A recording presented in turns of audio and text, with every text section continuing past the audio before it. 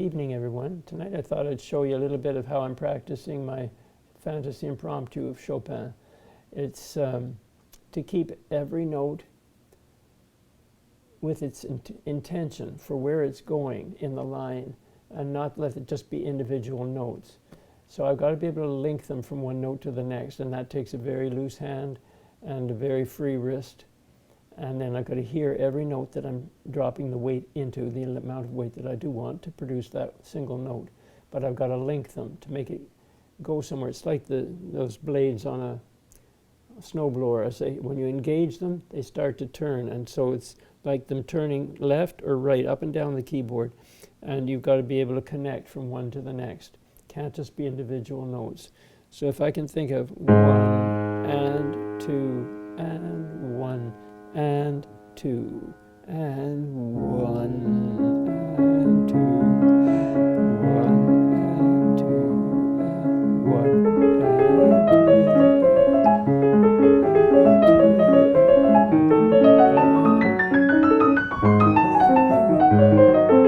2. That wasn't clean enough, so I got to go deeper. I got to play deeper into each key. But when I play deeper into the key, then I've got to move the weight.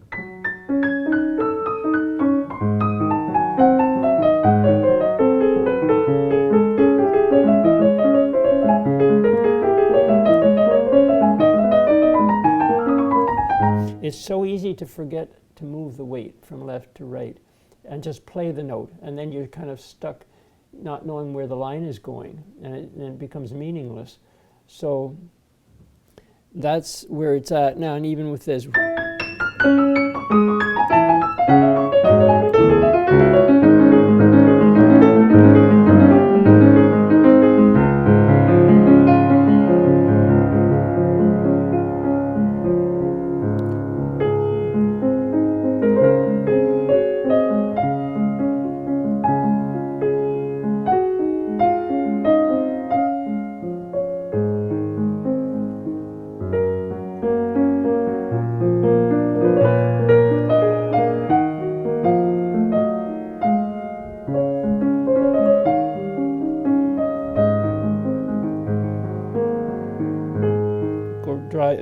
Dive all the way through to the floor slowly, and then just take a gentle amount of tone with a tender sound coming out of the piano, and it'll sing beautifully. But if you poke the weight into it, it comes out harsh.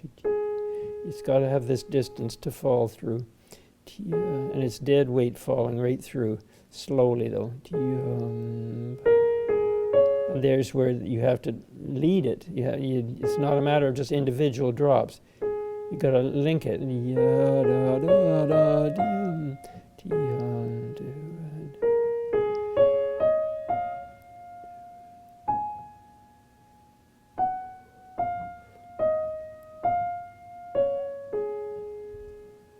So anyway, I hope that gives you a couple of ideas on that piece to start you on it. And I hope you have a good night. Bye-bye.